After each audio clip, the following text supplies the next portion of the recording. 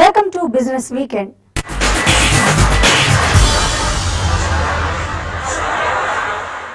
ఫిబ్రవరి 29న కేంద్రం ప్రవేశపెట్టబోయే బడ్జెట్ కు ప్రతుల ముద్రింపు ప్రక్రియ లాంఛనంగా ప్రారంభమైంది.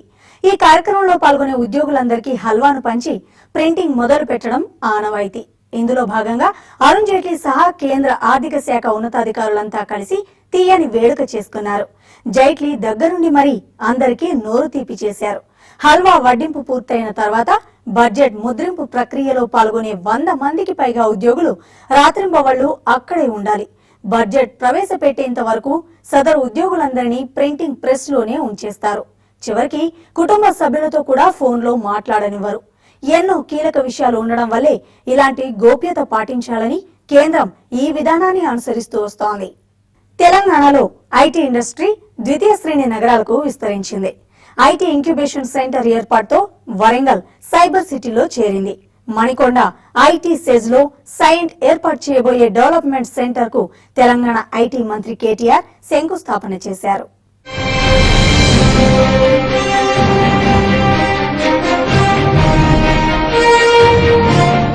ఐటీలో వరంగల్ తొలి అడుగు వేసింది. ఐటీ అభివృద్ధి కోసం ఏర్పాటు చేసిన ఇంక్యుబేషన్ సెంటర్ ని ఆ శాఖ మంత్రి కేటీఆర్ ప్రారంభించారు. మణికొండలో 45 ఎకరాల్లో ఉన్న ఐటీ సెజ్ లో దీన్ని నిర్మించారు.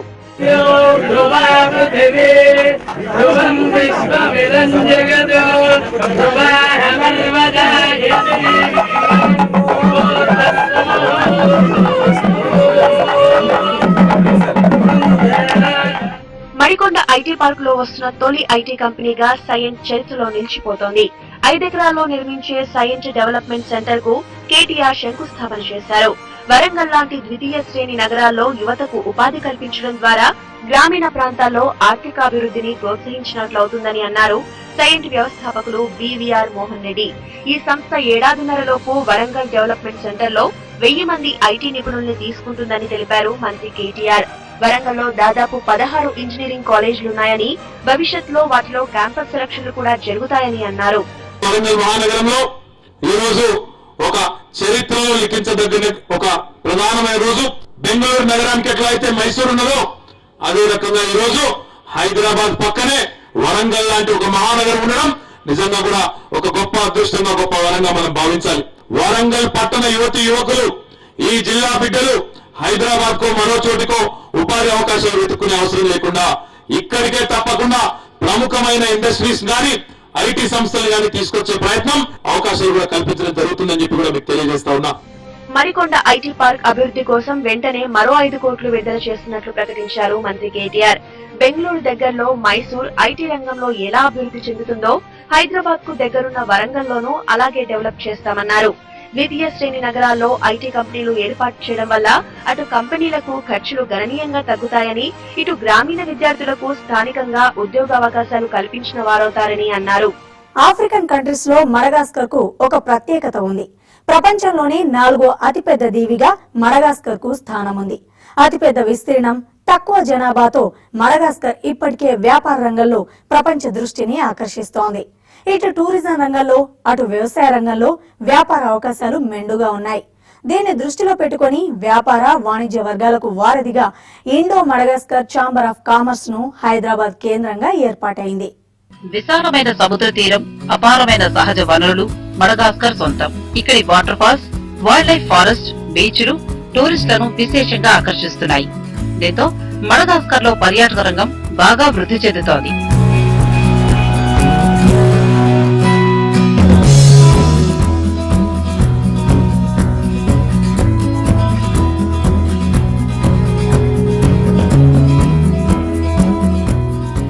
ఇండియా నుంచి ఆఫ్రికన్ కంట్రీ మడగాస్కర్ కు నేరుగా వ్యాపార లావాదేవీలు నిర్వహించుకునేందుకు వీలుగా Indo Madagascar chamber of commerce and industry Hyderabad chapter ను బంజారాహిల్స్ రోడ్ నెంబర్ 1 లో ఏర్పాటు చేశారు.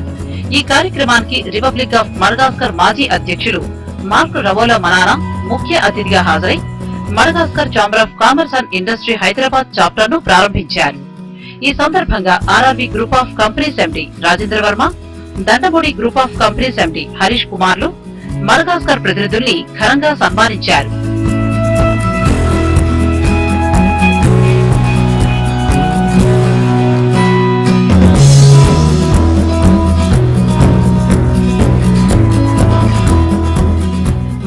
మడగాస్కర్ లో అపారమైన సహజ వనరులున్నాయని, తమ దేశం నుంచి వెనిల్లాను ప్రపంచ దేశాలకు ఎగుమతి చేస్తున్నామని, ఇక్కడ mining, tourism, agri, infra sectors లో వ్యాపార అవకాశాలున్నాయని రిపబ్లిక్ ఆఫ్ మడగాస్కర్ మాజీ అధ్యక్షులు మార్క్ రవోలో మనానా తెలిపారు. When I opened this Chamber of Commerce, I'm very glad to do it. Many opportunities in Madagascar, and we need your experiences. And I'm sure the businessmen here, they know exactly how to do and how to finish it. Madagascar is the bridge between India and Africa. So don't forget the huge potential in Madagascar. It's very big. And then in Africa, the 1/3 of the raw material in the world is in Africa. A lot of things in Madagascar. We can explore the petrol before, and now for the mining, the agriculture, vanilla, export a lot of vanilla and shrimp. And then the giraffe and the gold. We export also clothes. వెనిలాతో పాటుగా masala దినుసులను Madagascar నుంచి మన దేశానికి దిగుమతి చేసుకుంటున్నామని, అలాగే ఇక్కడి నుంచి అక్కడికి అనేక రకాల వస్తువులు ఎగుమతి చేస్తున్నామని మడగాస్కర్ లో మైనింగ్, ఇన్ఫ్రా, అగ్రి తదితర వ్యాపారాలు నిర్వహిస్తున్న అవనేంద్ర కుమార్ తెలిపారు. మడగాస్కర్ అనేది ఇట్ ఈస్ ఇండియాకి, ఆఫ్రికన్ కంట్రీస్ కి ఇది ఒక వారధి లాంటిది. అక్కడి నుంచి ఎంత రీసోర్సెస్ ఉన్నాయంటే బంగారం ఉంది, రాగి ఉంది, వెండి ఉంది, ఇనుము ఉంది, బొగ్గు ఉంది. తర్వాత అగ్రికల్చర్ గా చాలా బాగా డెవలప్ అయింది. వెనీలా అనేది ఆల్ ఓవర్ వరల్డ్ సప్లై వెళ్తుంది. అది ఇంకోటి ఏంటంటే వాళ్ళు ఏ విధమైన రసాయనిక ఎరువులు వాడరు. For bridging there you can have a good business opportunities. Lot of business opportunities are there. Indo Madagascar chamber of commerce industry Hyderabad chapter తో పాటుగా గ్రామీణ ప్రజానికానికి చేయూతనిచ్చే global rural development foundation GRDF ను సికింద్రాబాద్ లో ప్రారంభించారు.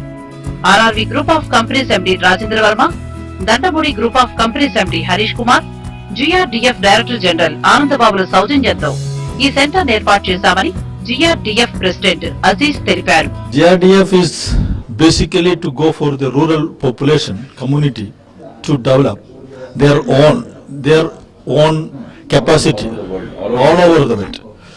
The Rural Development Foundation is recognized by the United Nations program, and we participating about the United Nations program, and the Rural Development Foundation is aim to grow the self-sufficient lifestyle to the rural people. Madagascar దీవిలో వ్యాపార అవకాశాల కోసం Madagascar chamber of commerce and industry Hyderabad chapter ను సంప్రదించవచ్చని నిర్వాహకులు తెలిపారు. Youth ను attract చేసేందుకు హైదరాబాద్ లో club Trinity kitchen and lounge ఏర్పాటైంది. రూఫ్ టాప్ లో ఆహ్లాదకరమైన వాతావరణంలో ఏర్పాటైన క్లబ్ ట్రినిటీ పసందైన విందుతో కస్టమర్లకు స్వాగతం పలుకుతోంది. పార్టీ చేసుకునే వారికి ఇక్కడ అన్ని హంగులతో కూడిన సదుపాయాలు అందుబాటులో ఉంచామని క్లబ్ ట్రినిటీ వెల్లడించింది.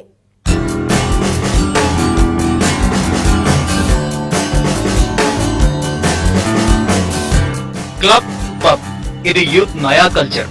వారాంతం అలసిపోయి వీకెండ్ లో కాస్త ఎంటర్టైన్మెంట్ కోసం పబ్ కు వెళ్లేందుకు యువత ఆసక్తి చూపిస్తున్నారు. మ్యూజిక్ హోర్లో జిగేల్మనే లైట్లతో యూత్ ఎంజాయ్ చేసేలా హైదరాబాద్ లో మరో క్లబ్ ఏర్పాటైంది.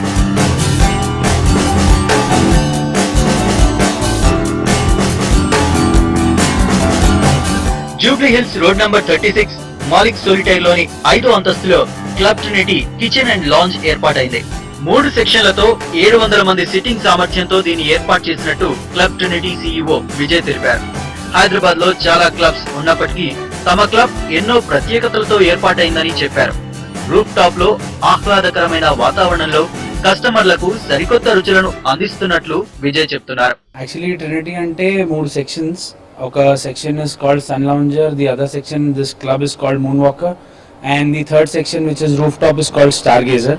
సో ట్రినిటీ అంటే 3 sections, it's a mix of 3. Hyderabad లో చాలా క్లబ్స్ వస్తున్నాయి. Keeping in mind the increasing culture for night clubs, we have got this place. This is completely sound proof.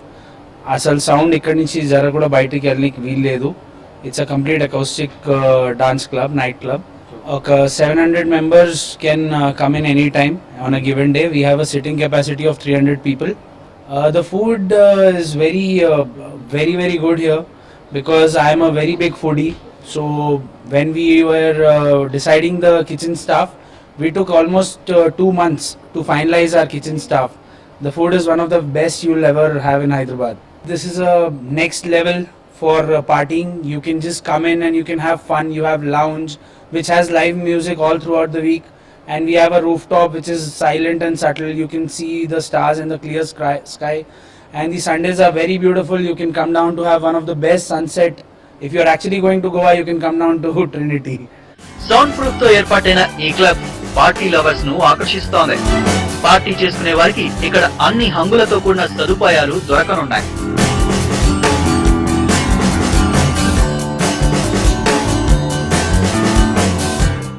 Business weekend లో ఇప్పుడు స్మాల్ బ్రేక్ తీసుకుందాం.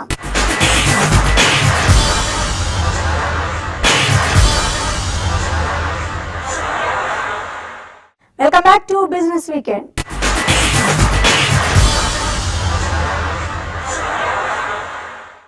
ఈ calendar year లో తొలిసారిగా stock మార్కెట్లు ఈ వారం భారీ లాభాలను ఆర్జించాయి. అక్టోబర్ 15 తర్వాత ఈ వారం మార్కెట్లు భారీ లాభాలతో ముగిశాయి. గ్లోబల్ మార్కెట్లు స్ట్రాంగ్ గా ఉండడం, క్రూడాయిల్ ధర పెరగడం దేశీయ స్టాక్ మార్కెట్ల సెంటిమెంట్ ను బలపరిచింది. దీంతో ఈ వారం సెన్సెక్స్, నిఫ్టీలు 3% పైగా లాభపడ్డాయి. PSU bank index 7.5%, realty 5.6%, infra 5%, IT 4%, small cap, mid cap 3% చొప్పున బ్యాంక్ నిఫ్టీ 2.5%, ఫార్మా సూచీ 2% లాభాన్ని నమోదు చేశాయి. నిఫ్టీ ప్రధాన షేర్లలో ఈ వారం bank of Baroda 22.8%, Vedanta 18%, Adani ports 17.6%, Tata steel 16.4%, Hindalco 13.4% లాభపడగా BHEL 2.6%, yes bank 2.2%, HDFC 2.1%, Idea cellular 1.1%, BPCL 0.9% నష్టపోయాయి. ఫిబ్రవరి 29న బడ్జెట్ ఉండడంతో వచ్చే వారం మార్కెట్లు కొంత ఒత్తిడికి లోనయ్యే అవకాశం ఉందని మార్కెట్ వర్గాలు అంచనా వేస్తున్నాయి. బేసికలీ ఈ వీక్ లాస్ట్ వీక్ తో పోల్చుకుంటే కొద్దిగా ఊరట కలిగించిందండి. మనకి ఆల్మోస్ట్ అబౌట్ 250 to 300 పాయింట్స్ మనకి నిఫ్టీలో పెరుగుదల కనిపించింది. అండ్ డొమెస్టిక్ ఇన్స్టిట్యూషన్స్ కొంటూనే ఉన్నారు. లాస్ట్ 2 days మాత్రం కొద్దిగా మార్కెట్ కూడా ప్లస్ పాజిటివ్ గానే ఉంది మనకి. సో నెక్స్ట్ వీక్ మళ్ళీ మనకి బడ్జెట్ అండ్ F&O క్లోజింగ్ ఉంది కాబట్టి కొంచెం అమ్మకాలకి ఒత్తిడికి గురయ్యే అవకాశం ఉంది. కానీ లాస్ట్ వీక్ తో కంపేర్ చేసుకుంటే మాత్రం ఈ వీక్ లో డెఫినెట్లీ కొనుగోళ్లు జరిగాయనే చెప్పొచ్చు. ఈవెన్ రీటైల్ ట్రేడర్స్ కానివ్వండి, పొజిషనల్ ట్రేడర్స్ కానివ్వండి, ఆర్ హెచ్ఎన్ఐస్ కూడా కొద్దిగా వాల్యూ బేస్డ్ బయింగ్ ఎమర్జ్ అయిందని చెప్పాలండి ఈ వీక్. సెక్టోరల్ అంటే మనకి బడ్జెట్ లో ఏమేమి వస్తాయో, అంటే స్పెసిఫిక్లీ సెక్టర్ కి ఏమైనా రాయితీలు వస్తాయా, లేకపోతే ఓవరాల్ గా కార్పొరేట్ ట్యాక్స్ అయితే 1% తగ్గిస్తామని చెప్పి వార్తలు వస్తున్నాయి. కానీ లాంగ్ టర్మ్ క్యాపిటల్ గెయిన్స్ అనేది పెంచుతారు, పీరియడ్ పెంచుతారనే రూమర్స్ చాలా స్ట్రాంగ్ గా ఉన్నాయండి మార్కెట్ లో. సో ఆ కారణం వలన స్పెసిఫిక్ సెక్టర్స్ అని కాదు, డెఫినెట్లీ ఈ వీక్ లో మనకి most of the beat and down sectors అన్ని పెరిగాయి. సో సెక్టర్ స్పెసిఫిక్ కాల్స్ తీసుకోవాలంటే మాత్రం తప్పకుండా మనం బడ్జెట్ ప్రపోజల్స్ చూసిన తర్వాతనే మనం ఒక డెసిషన్ కి రావచ్చండి. కాబట్టి నెక్స్ట్ వీక్ బడ్జెట్ అయిన తర్వాత మనం సెక్టోరల్ ఏ సెక్టర్స్ కి రాయితీలు వచ్చాయి, ఏ సెక్టర్ లో పాలసీ ట్వీకింగ్ అయింది, ఏ సెక్టర్ లో ఫిజికల్ ట్వీకింగ్ అయింది, ఇవన్నీ చూసిన తర్వాత we can definitely take a call.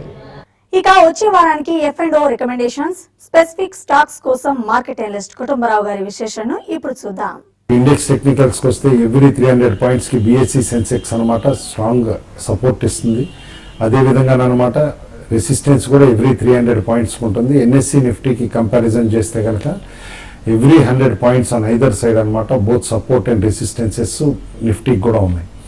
అయితే పివోటల్ చేంజెస్ రీసెంట్లీ అబ్జర్వ్ చేస్తే కనుక ట్రెండ్స్ బట్టి 23,400 BSE Sensex and NSE Nifty 7100ని కేర్ఫుల్గా అబ్జర్వ్ చేయమంటాను. ఆ లెవెల్స్ కంటే కిందకి వెళ్తే మాత్రం తిరిగి ఫ్రెష్ ఇంటర్మీడియట్ డౌన్ ట్రెండ్ తిరిగి వచ్చే పాసిబిలిటీని రూల్ అవుట్ చేయలేం.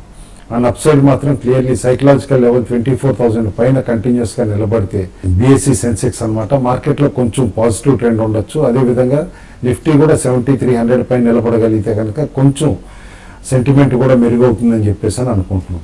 ఇటు బిగ్ ఈవెంట్స్ ముందున్నాయి కాబట్టి అనమాట, like railway budget, union budget అనమాట.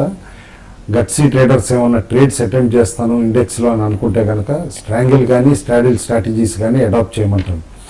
స్ట్రాడిల్ స్ట్రాటజీ అంటేనమాట సేమ్ స్ట్రైక్ ప్రైస్ దగ్గర అనమాట బోత్ కాల్ అండ్ పుట్ కొనటం. ఏంటంటే ఇప్పుడు నిఫ్టీ కనుక సపోజ్ 7300 దగ్గర ఉంటే బోత్ పుట్ ఆప్షన్ 7300ది, కాల్ ఆప్షన్ 7300ది తీసుకుంటే కనుక టోటల్ ప్రీమియం ఎక్సీడ్ అయినప్పుడు గుడ్ ప్రాఫిట్స్ వస్తాయి. అయితే లార్జ్ డైరెక్షనల్ మూవ్మెంట్ ఒక బిగ్ ఈవెంట్ తర్వాత ఉంటుంది కాబట్టి ఇలాంటి స్ట్రాటజీ అడాప్ట్ చేయొచ్చు అనమాట. ఎందుకంటే హ్యూజ్ రిటర్న్స్ వచ్చే పాసిబిలిటీ కూడా ఉంటుంది. అదేవిధంగా స్ట్రాంగిల్ స్ట్రాటజీ అంటే ఈక్విడిస్టెంట్లోనమాట కాల్ అండ్ పుట్ బై చేయటం. ఎగ్జాంపుల్కి నిఫ్టీ 7300 దగ్గర ఉంటే 7200 పుట్ ఆప్షన్ కొంటాం ఆర్ 7400 కాల్ ఆప్షన్ కొంటాం, రెండు కొనాలన్నమాట. కొంటేనే ఐదర్ వే డైరెక్షనల్ మూవ్మెంట్ ఉన్నప్పుడు అనమాట స్ట్రాంగ్ రిటర్న్స్ వచ్చే పాసిబిలిటీ ఉంది. కాబట్టి ఓవరాల్గా మాత్రం ట్రేడర్స్ని అన్లెస్ టెక్నికల్ స్కిల్స్ ఉండి స్టేబుల్గా పెర్ఫామ్ చేయగలం అంటేనే ట్రేడ్స్ అటెంప్ట్ చేయమంటాం. అదర్వైజ్ ఈవెంట్స్ అయ్యే వరకు సైడ్ లైన్స్లో ఉంటాం అడ్వైజబుల్. టెక్నికల్స్ని బట్టి అనమాట కొన్ని stocks buy and decline suggest చేస్తున్నాం.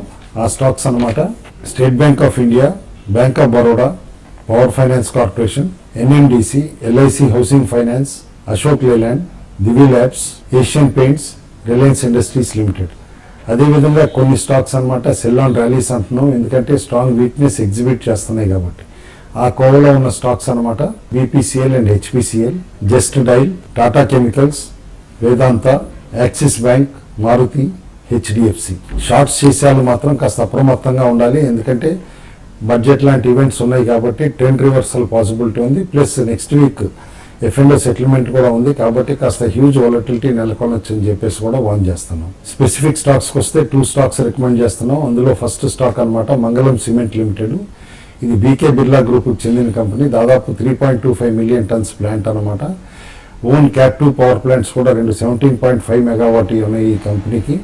అయితే రీసెంట్ పెర్ఫార్మెన్స్ అనమాట స్టడీలీ ఇంప్రూవ్ అవటం చూసాం అనమాట. లాసెస్ని పూడ్చుకొని ఈసారి క్యాష్ ప్రాఫిట్స్ కూడా స్ట్రాంగ్గా చూపించడం చూసాం. ఈ టర్న్ అరౌండ్ పెర్ఫార్మెన్స్ కంటిన్యూ అవుతుందని చెప్పేసి అని అనుకుంటున్నాం. And plus strong market rumours ఏంటంటే BK బిర్లా గ్రూప్ రీస్ట్రక్చరింగ్ అయినప్పుడు ఈ సిమెంట్ ప్లాంట్ కూడా ఆదిత్య బిర్లా గ్రూప్ అంటే కుమారమంగళం బిర్లా గ్రూప్ అనమాట వెళ్తుందని చెప్పేసి అని అంటున్నారు. ఆ టైంకి స్టాక్ కూడా రీరేట్ అవ్వచ్చు అండ్ మంచి రిటర్న్స్ ఇస్తుందని చెప్పేసి చెప్తున్నారు. స్టేబుల్ పెర్ఫార్మెన్స్ ఇస్తుంది కాబట్టి ఈ స్టాక్ని బై చేయమని చెప్పేసి అంటున్నాం. కరెంట్ లెవెల్స్ దగ్గర నుంచి 300 రూపీస్ వరకు అప్రిషియేట్ అయ్యే పాసిబిలిటీ కనిపిస్తుంది. సెకండ్ స్టాక్ మేము రికమెండ్ చేస్తుంది సింటెక్స్ ఇండస్ట్రీస్ లిమిటెడ్ అనమాట. చాలా స్ట్రాంగ్ ప్లాస్టిక్స్ ప్లేయర్. అయితే క్లియర్లీ అబ్జర్వ్ చేయొచ్చు ఈ కంపెనీ 3 స్పేసెస్లో ఆపరేట్ చేస్తుంది. Both textiles, plastics and also ఇన్ఫ్రాస్ట్రక్చర్లోనమాట. అయితే టెక్స్టైల్స్లో ఈ కంపెనీ BVM మెథడ్ తోటి అనమాట జకార్డ్ ఫ్యాబ్రిక్స్ ఇలాంటి షర్టింగ్స్ ఇవన్నీ కూడా తయారు చేస్తుంది. రీసెంట్లీ ఈ సెక్టార్లో కూడా పెర్ఫార్మెన్స్ ఇంప్రూవ్ చేస్తుంది. అయితే బేసికల్లీ ఈ కంపెనీ స్ట్రెంత్ అంతా కూడా ప్లాస్టిక్ మోల్డెడ్ ప్రోడక్ట్స్ అనమాట. క్లియర్లీ మనం అబ్జర్వ్ చేస్తే సింటెక్స్ వాటర్ స్టోరేజ్ ట్యాంక్ ఎంత పాపులర్ ఎంత బ్రాండింగ్ ఉందో కూడా మనకు తెలుసు అనమాట. అదేవిధంగా చాలా వరకు ప్లాస్టిక్ మోల్డెడ్ గూడ్స్లో ఈ కంపెనీకి గుడ్ బ్రాండ్ ఈక్విటీ ఉంది కాబట్టి and recently raw material prices కూడా బాగా తగ్గినాయి కాబట్టి మార్జిన్స్ బాగా ఇంప్రూవ్ అవటం కూడా చూస్తున్నాం. కాబట్టి డెఫినెట్లీ ఈ స్టాక్ అనమాట ఎవ్రీ డిక్లైన్లో యాడ్ చేయమని చెప్పేసి అని అంటున్నాం. ఆల్రెడీ రికవరీ పాత్రలో ఉందన్నమాట స్టాక్. గత 2 years పెర్ఫార్మెన్స్ని చూస్తూ ఉంటే కరెంట్ లెవెల్స్ నుంచి కూడా సిగ్నిఫికెంట్ రిటర్న్స్ 1 yearలో ఇస్తుందని చెప్పేసి అని అనుకుంటున్నాం. ఇవి ఈ వారం బిజినెస్ వీకెండ్ విశేషాలు. వచ్చే వారం మరిన్ని బిజినెస్ వార్తలతో మళ్ళీ కలుద్దాం. చూస్తూనే ఉండండి వాస్తవాలకు ప్రతిరూపం TV5.